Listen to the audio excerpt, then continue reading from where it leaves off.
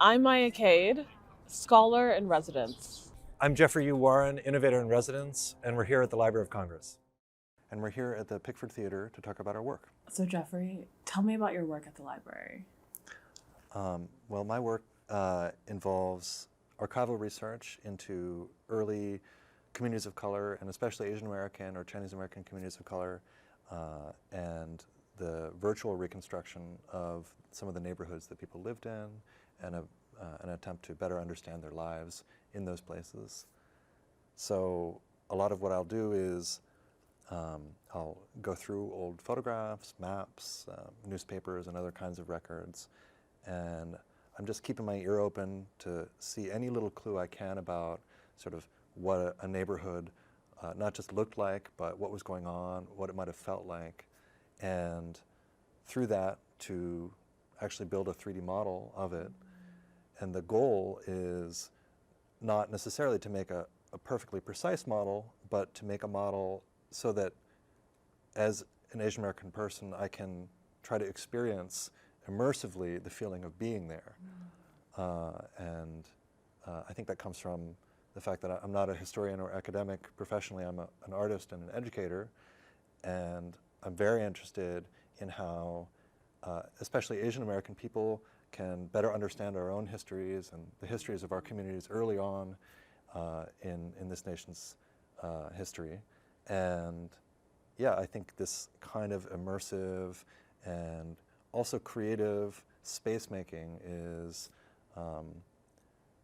it's an interesting way to do it, but it's also one that kind of reflects some of my background and my ways of thinking about history and identity. And that's beautiful, but aren't artists and teachers the first historians anyway? Yeah, I guess so.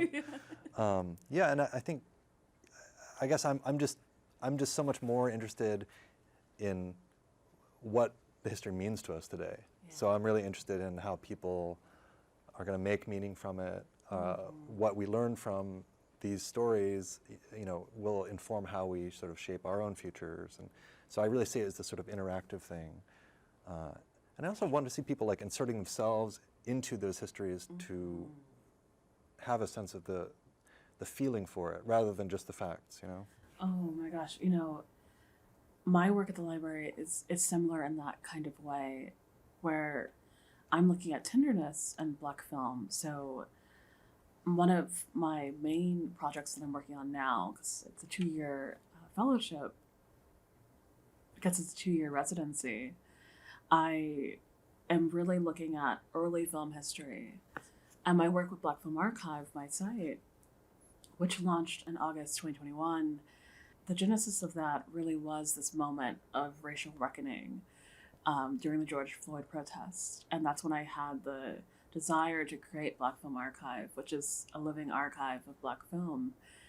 And I think that it comes from this idea of people believing that Black film's past is rigid, that it can only exist in one way, that it's only racist, it's only this, it's only that, when there's abundant possibility in Black cinema's past. And Tenderness comes into play because I'm thinking about ways that people can navigate the past. I just kind of want people to have some pull to the past, especially if the conversation was a flat one. And that's kind of how I was entering the space. And so why not Tenderness? And why not pull infinite possibilities from the past with this as a guide? And Tenderness to me is poignant moments of Black affection. And the films that I'm pulling from really, they run the gamut of things that may have been seen in one way before, but now I'm trying to awaken new possibility in them. Yeah, I think your project is so beautiful, and I really like how it focuses on your own experience of a film and your own relationship to it, as opposed to, say, what a film is trying to say to like the broader public or something. Yeah, I think my work, because it centers community first, I know as a member of that community that my impression of the film has some value. but also my researched impression, my, you know, anytime I watch a film for Black Film Archive or for this project, I'm, taking notes throughout the film. I'm scrolling through, oh, there's this moment. Because often I'm answering queries about films too. And that also influences how I display the films, whether it be this project or otherwise.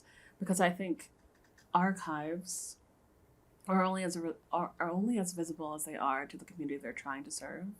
At least that's the perspective I'm hoping to illustrate. And so I must be responsive to this community that may not have had access to these films, may have not had a relationship to them because they've dismissed them or didn't have the knowledge or whatever it may be.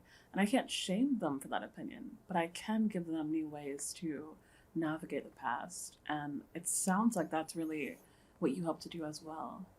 Yeah, I love that. I mean, it's like you're seeing that there were all these messages sent, and you're trying to make sure they get to their recipients or something, Yes. No, that's right. One thing I do a lot in my work is I feel like I spend a lot of time just like really zooming in on things. Like I often want to see, like in a picture, especially if there's people or sort of a home scene of some kind, I get like really fixated on like what's on the wall, like what's on the table, like what are these objects, what do they mean? And I'm curious, when you watch a film,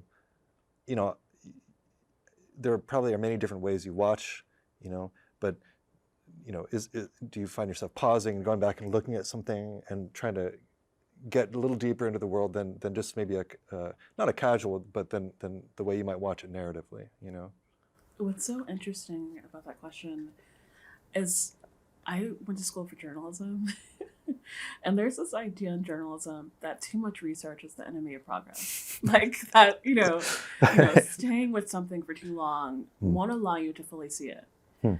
But I think both of our works speak to this idea that in the minutiae, there's so much possibility. There's so much that can be there that you can extract from, and not just have an extractive relationship to it, but to really pull new possibility that wouldn't be seen otherwise. And so when I'm watching a film, I really am just thinking first about myself. Like, I think the first time I watch something, I don't want to be in translation. I want to grasp the film, and I want to just understand how I feel about it. Then and this is when I have time, I should say. Then I go to the research and see what has been written about it and how my view of it contrasts with that. Because often there are films that there hasn't been there hasn't been like a modern look at it.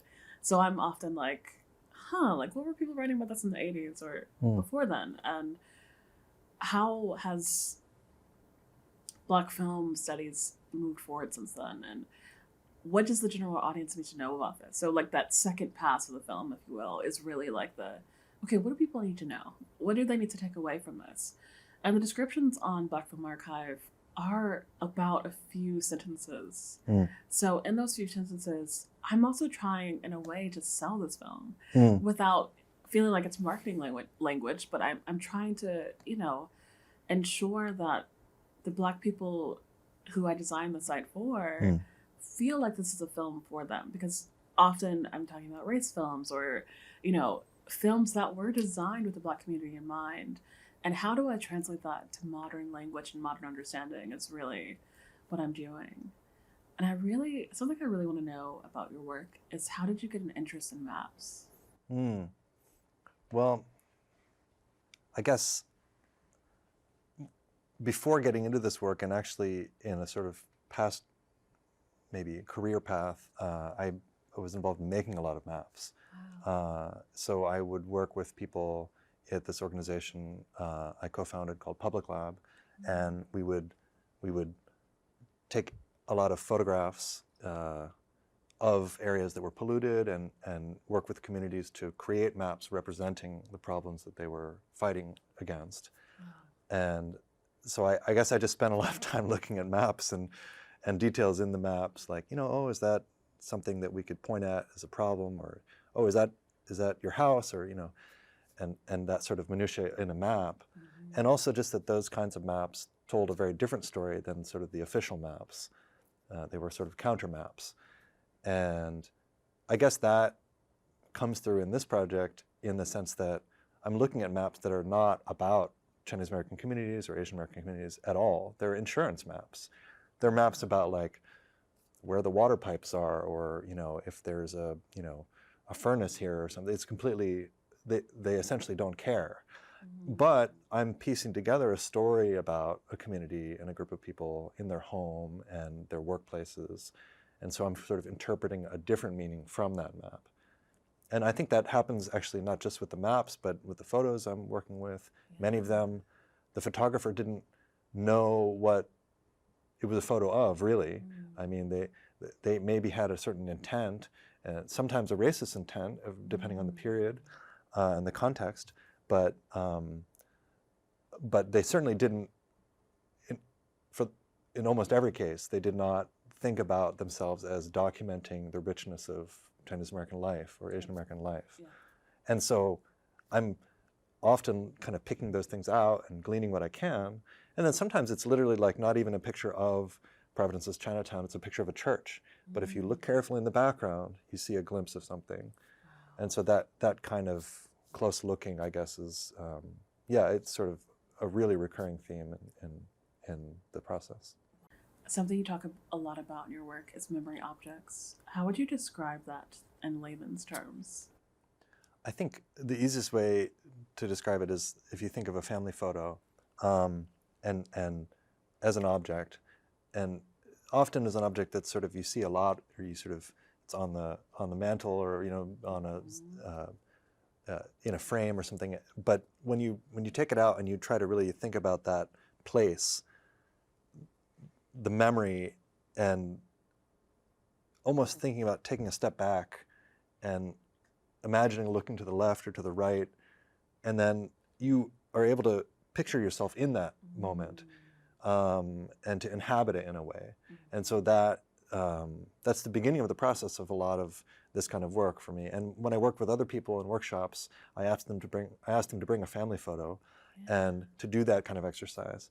It was actually inspired by the illustrator Linda Barry, who has this sort of, look up, look down in your memory, and to try to describe something. She leads people through that sort of, she facilitates that kind of process. So that was a big inspiration. But it actually was also inspired by a film, the movie Afterlife by Koreeda. And I just love that movie because, no spoilers, but people are asked to recall a very important memory and to, in a sense, reenact that memory.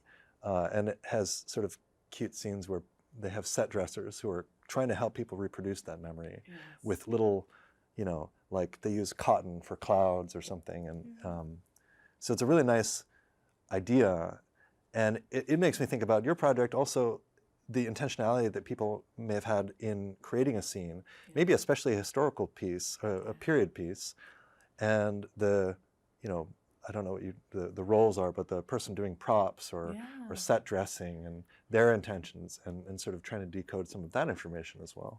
Yeah, something I'm thinking a lot about lately is Oscar Micheaux, who a lot of us know as, or he is called now, I should say, the father of Black film, if you will. And, his wife and partner in life was an actor in his film, a script coordinator, and just this idea of bringing people into a Black world and how much that required of him, especially someone who didn't have funding. He was taking his films from his film cans on tour around the country, physically, like he's the one carrying them from place to place. And how it's a community effort to make a film at this time. How you're reflecting the ideas of your reality into the cinematic landscape, and what does that really require? One of his films is a book that he wrote that he then later made a film. And just this idea of, I think so much of watching a film as a Black person is really translating the ideas that were set by someone else. Not, and maybe it might be of what Blackness is, or what growing up in Washington D.C. is, or whatever it may be, but we're in constant translation. And the beauty of Black cinema by Black directors is using set dressing and using other things to ensure that Black people don't have to do a lot of work, I mean, you may not agree with the themes that are in the film, but there's almost this sense of ease that comes across when you have, a Black director who's, made this home look familiar. And the familiarity that comes across, it really just, it feels like home in a way. You're able to get it, you're able to grasp onto it. And in my notations of Tenderness for this project, I'm also thinking a lot about that. Because to me, Tenderness isn't just romantic. It isn't just familial. It also is, I'm thinking at this phase of my project, what does it mean for a director to set tenderness and their work to their community? A lot of films are community projects, as I was saying. And I also will give you another good example. Zora Neale Hurston made ethnographic films, but in her vision of ethnographic filmmaking, instead of being an outsider who is documenting community, she was a member of the community or befriended the community. She sent advance notice to, say, hey, I'm coming. She met with members of the community. She understood their ways of thinking and being, and really in turn created a document that could not be captured otherwise. And to me, isn't tenderness also understanding? Isn't it an understanding that washes over you and makes you feel like you can carry on in the world? And so something I'm also thinking through is how tenderness plays in directing and those kinds of ideas. In the 300 plus films I've cataloged from early film history to the 90s, I'm pushing the bounds of what tenderness can be, because I think, this is a first of its kind project, right? And I think this I'm nearing on my second year of my residency, and this first year I've really been able to think about tenderness backwards and forwards. And so much of film history for Black people is a study of desire, like the desire we couldn't enact on screen, the way that jazz became shorthand for desire, or the way that, all of these things, these innuendos that we have across film history. And how do I also notate that?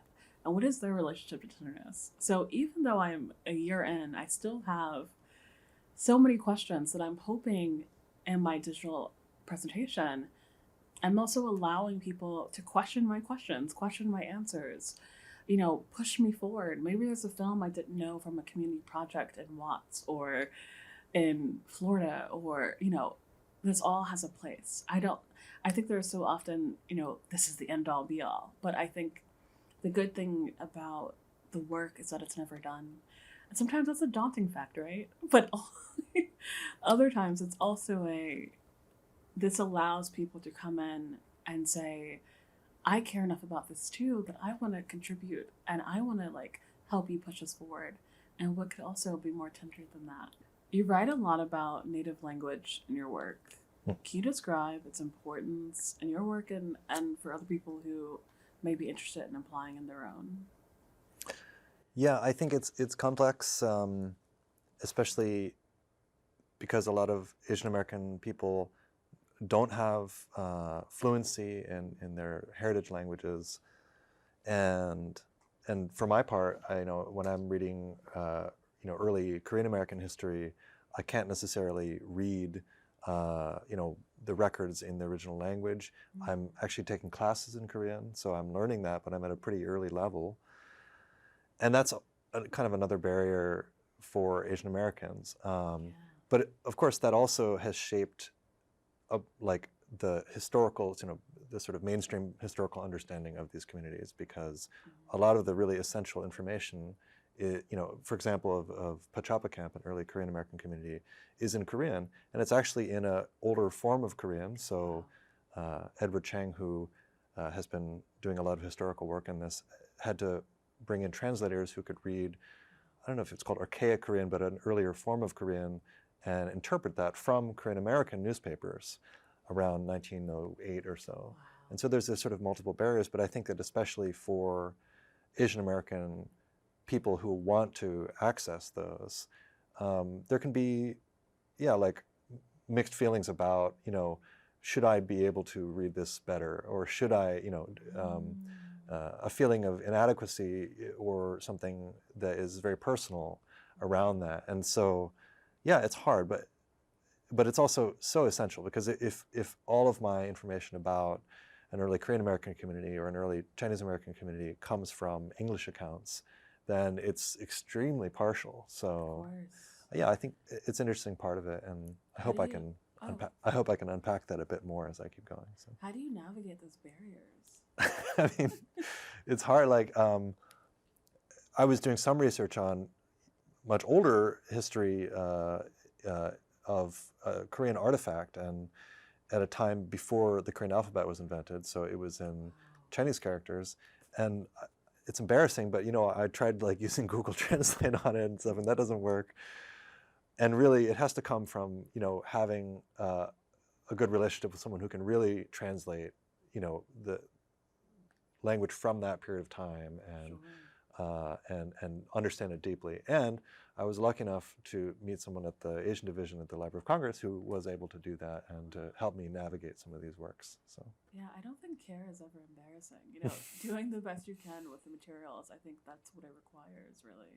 Yeah, no, my language learning process and my sort of education in heritage language has been a very joyful part of my life. Yeah. But I can definitely understand people come at it from different places. So. Of course. Mm-hmm. Gosh. I had a question, I guess. Have you been in conversation with present-day Black filmmakers and imagining sort of the next phase of, imagine you're still doing this work in 50 years and you have a whole new canon of works to write about and to watch, but you have an opportunity to shape that in some ways, perhaps, That's a very high praise in a certain way. So recently I programmed a series at the Academy Museum with 8 works from the library, 8 film prints from the library's collection, on Tenderness in Black film, actually. And I was able to be in conversation with Charles Burnett, and we talked about his earliest film, which is a student short called Several Friends. And this film really pushes the bounds of tenderness in a way, because this is just a poetic day in the life of a group of friends who are just kind of palling around town. But my ideas of tenderness is that community, connection, and all of those things are important for that. But I did ask Charles, what did tenderness mean to him? And he let me know that tenderness meant that he was able to reflect his community. He was able to do it without being in translation, without having to reach too hard and just put it on screen in the way that he felt was truly accurate to what happens, even though it's in cinematic language. And in doing so, he really opened up the floodgates, because I think, in my opinion, Charles Burnett is one of the most copied directors. A lot of his shots and his work really are emulated so often. And he really approaches film from a place of tenderness. Like, I think he's one person who I really consider a tender director. So talking with filmmakers about this concept is also the second part of my work at the library. My work is divided into 2 parts. So the first part is a digital project where I'm doing an annotated filmography of tenderness from early film history to the 90s. I felt like I had to have a stopping point. And then the second part is a short documentary on Tenderness. And I'm hoping to interview filmmakers about what does it mean to them? How has it shown up in their work? And in the way that I said that, a lot of this approach has questions, I also want to bring those questions to the filmmakers and really give this scholarship I'm building some true legs by talking to the filmmakers about their own work instead of just formulating and guessing, which is very important, but giving it some true depth of research in a way that can really reach people. Yeah, I mean, there's a lot of tenderness in the way you're watching as well, Yes, and exactly. From what I understand, your work also deals directly with the community. Can you talk a little bit about that? sure. I guess, it can be tempting to think you know a lot from just looking through archives and such, but the best information, the sort of richest and truest information comes from people and the stories they tell. And I've been lucky enough in Providence to meet and begin to work with descendants of Providence's Chinatown, and in some cases to collaborate, to record oral histories and things like that. And that's, I think, the richest form of knowledge about, what communities were like and continue to be. The other part of that is, as I start to think about the next phase of my work and inviting people to work with me in reconstructing other neighborhoods, it's really important to me that the people I am able to work with have that personal connection. They don't necessarily have to be a descendant, but that maybe they have lived in a community, they've been part of an Asian American community, they have some personal relation with the history that gives it meaning, and otherwise it's sort of just a history project. For sure. And I think that that's such a great intersection of both of our works, this idea that it's work for the community, by the community, and how regenerative that is, and it really, because you hit many walls. I think that's something that just happens. This idea of tenderness in film is not a research paper I can look up, to define it, and it must include this or it must include that. And so, how do you keep going when you hit those walls? I mean, I just have a lot of browser tabs open. No, partially. I mean, sometimes you're like, oh, I need to know this extra bit, but I can't figure it out, and I actually do just leave the browser tab open for some months or something, and I can return back to. I take good notes and things, but you have to have a lucky break sometimes, and sometimes it's that you bring something up in speaking with an elder or something, and then that cues a memory, and they're like, oh, actually, there's this other thing, and they begin telling a story, and you begin understanding it more deeply. Sometimes it's something random, like a local historian comes across a box of photos. Maybe he doesn't even know what they're pictures of, but he puts them online, and because I've been looking at so many of these pictures, I'm like, oh my gosh, that's the missing link. That's it. That's the picture of Chinatown, and so sometimes you get lucky a little bit like that. One thing that's been really exciting about being able to work at the Library of Congress is how many different collections and divisions there are, and I've spent hours in the prints and photos or the maps division. I've also visited moving images and seen your shelf there, which is awesome to see.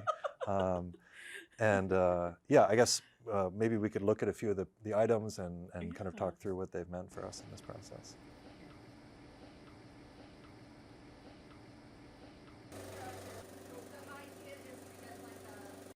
So, a film I was really excited to show is Yamacraw from 1930. Yamacraw, 1930, is a Warner Brothers film that is about a black settlement on the outskirts of Savannah, Georgia. And it's based on a musical composition of the same name. This film is one of the first films I saw at the library. And I was just combing through the catalog, taking particular interest in things I had not heard of. And Yamacraw, I saw this scene right here, and I was like, oh, this is Tenderness. But this film, it's a studio film from the 1930s, so I had very low expectations of what it could contain. A lot of the films that I have in the 30s and 40s are by Black directors. They're, you know, made with Black communities in mind. And not that this film isn't, but it just, from a studio system at this time, you just have kind of different expectations. But I saw this and the way that it's such an innovative film, and its setting, its set design, it, you know, even that train shot that we're looking at right now, it just, I just was like, oh, this is, you know, this is a boy meets girl's tale that is just, the camera motions, the everything just came across to me as one, this is exciting. It needs a new life for people to see it. And I think Tenderness as the guide to take particular interest in this film was one that really, really spoke to me.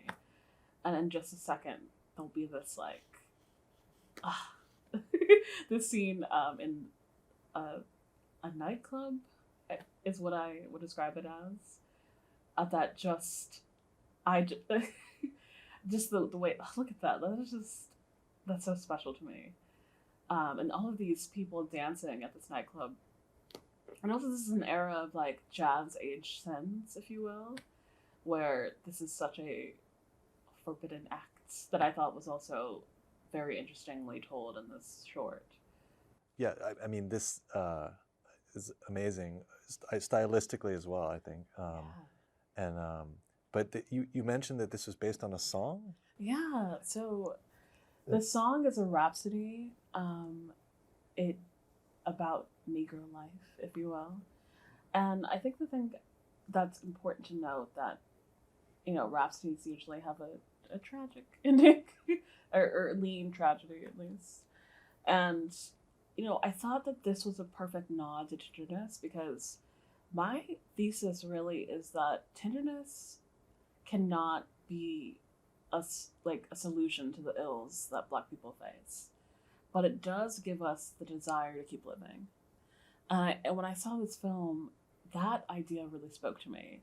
Like, even though this has a tragic ending, and a lot of things in this era do, it does not exclude them from tenderness. So this little joyful short, for the moments of joy that it has, and the camera angles and shots and all of it are just a kaleidoscopic effect to me of tenderness, and I really, really love it. I wonder how much came directly from the song, or you know, I've been thinking a lot about how information is passed and what can be unpacked or sort of recovered or reconstructed from it.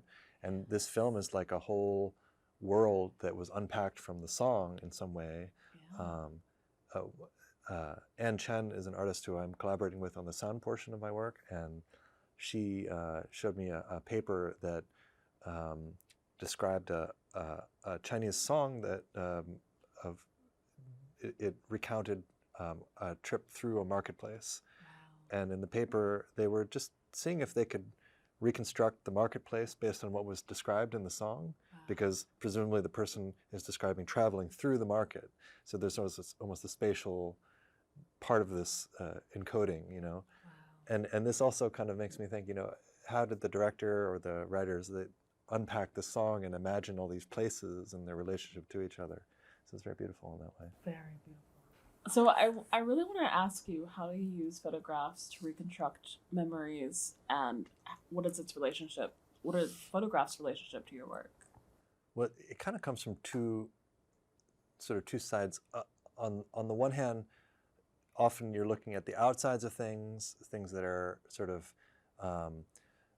you know, give you a sense of the place overall, and I'll show one of those, and then there's also photos that give you more of a picture of life, and so you're understanding it more from the inside in a sense. Yeah. So this picture, I can show you, I actually have the print here, is a picture of Deadwood, South Dakota, Wow. in the late 1880s, I want to say. Wow. And there were many of these, but you know, once I had looked at maps and things, I began to understand what angle each picture was at, and I had seen a map labeling that there was an area called Chinatown, and that it was sort of to the far north. And so in this particular picture, I started just zooming in, and I think we can do that on the projection here. So as you zoom in and zoom in and zoom in, you can see there's sort of a main strip with shops along it at the bottom, and it takes this bend. And then as we keep zooming in, there are some buildings a little bit outside of town, like maybe a few hundred yards outside of town, and now it's at the bottom left corner. And those are the buildings of Deadwood's Chinatown. And you know, the first time I saw the picture, I had no idea, you know, where to look or anything, but this matching up with a map and with other research, you know, let me kind of zoom in until I could see it. And that was the first time I saw a picture of Deadwood's Chinatown. That's so incredible. Yeah, it was kind of a special moment. I've since found some other even better pictures, but that zooming in process, you know, if you can kind of figure out where things are, it is a good way to get a good glimpse. Wow. The other picture I have is of a fish market in San Francisco. I think it's actually a pretty well-known fish market. It's been photographed and studied and such. But for me, it was really neat to see the workplace and the kind of just the everydayness of it. And I especially really love the picture that's up there because, you know, this guy's in the middle of cutting a fish and he's sort of turning to this other guy, maybe a coworker or a customer, and he's saying something. I really connected. It really resonated with me. And you can see they're selling eggs, and there's in every photo there's a universe. Yeah, there's so many details that I want to you know, look deeper and understand better. How do the photographs translate to your work on your digital project, and what is their relationship to it? Well, it kind of happens in these two different ways. The overview picture gives me a sense of where buildings were, and as I build up a model, generally what things were made of is a wooden wall or a brick wall, you know, stuff like that. And some of the up close exterior shots I can actually use to texture buildings in the model. Wow. But then a picture like this, you know, I don't know exactly if one of the shops in Providence's Chinatown was a fish market, but I'm interested in, I mean, I'm sure fish was sold in Chinatown, and I want to know what things were like, but unfortunately in Providence, there's almost no photographs of people or interior scenes. And so I'm just trying to get a sense of what a fish market from this time period would have been like. Even though this one is in San Francisco, it's still a glimpse into sort of the everydayness of it. And yeah, and there were connections between West Coast and East Coast Chinatowns as folks escaped West Coast violence and moved to the East Coast and built communities here. So yeah, I think it's important to try to see the human parts of the story and this scale of things, as opposed to just thinking architecturally about stuff. Because you're reconstructing memories. Mm-hmm, mm-hmm. Yeah. Actually, in this one, I got really obsessed with the table that the fish are lying on, because I do woodworking myself, Wow. and I wanted to know how the table was made, or if there's some information about that, and so I was zooming in on the joints and things. And you're a person of many talents. well, I think I'm a person of many small obsessions. And that's talent. But yeah, and then some of the buckets and things appear in another photo of the same marketplace. So those sorts of things were interesting to me. Oh, and one last thing. I like how the top of the table is warped from the moisture of the fish. Oh my gosh, wow. Just little things like that I really enjoy seeing. That really adds the texture to it. Because if you're talking about reconstructing, it's not that this directly translate, but it just gives you atmospheric ideas of the model you're reconstructing. Yeah, and also they cut the legs off the backside of the table so it fits on the step. Wow. And you can imagine them setting it up every morning and the sort of the routine of placing it exactly there. So yeah, stuff like that I think it's pretty important to pay attention to. Definitely, definitely. For my part, my project's next phase will be to complete this toolkit, which will invite other folks, Asian American people who want to do a reconstruction of their own in a community that they care about. And so that'll include guides and tutorials and resources, as well as workshops. And you know, coming out of that, I'll be working also one-on-one with some people to create these reconstructions in a few other communities. So can you tell me, just in summary, kind of what is the overall picture of your project? the overall picture of my project. The overall picture is really, I want people to be able to use Tenderness as a guide through Black film history, and doing so, examine ideas of love, of community, of connection through or with a filmography from 1898 that starts with Something Good, Negro Kiss, a film that was recently rediscovered, to 1999. And in that span, cover, as I was saying, directors shooting tenderness, feeling tenderness, feeling understood, uh, family-oriented ideas of tenderness, romantic tenderness, and everything in between. I'm also interviewing directors directly about how tenderness shows up in their work. And I really just think that the scholarship building together will really paint a picture for a tenderness canon, if you will. Something I appreciate about both of our works and in this conversation has really illuminated this idea of taking existing resources and bringing them directly to the community that the library is hoping to reach through these very innovative ways. And I just think that is really something special. And I know that people are going to really enjoy your project, my project, and just reimagining how people can navigate archives generally, which I think is so exciting and so necessary. Yeah, I agree. I think, in each of our different approaches, we're kind of trying to chart a course that's pretty distinct. Like it's not just any member of the public, but particularly what are the things to look out for, and also the things that are really going to be generative and powerful for our particular communities of interest and communities we're part of. So yeah, it's been really great to learn about your work and to meet you. Oh, likewise. Thank you for your time.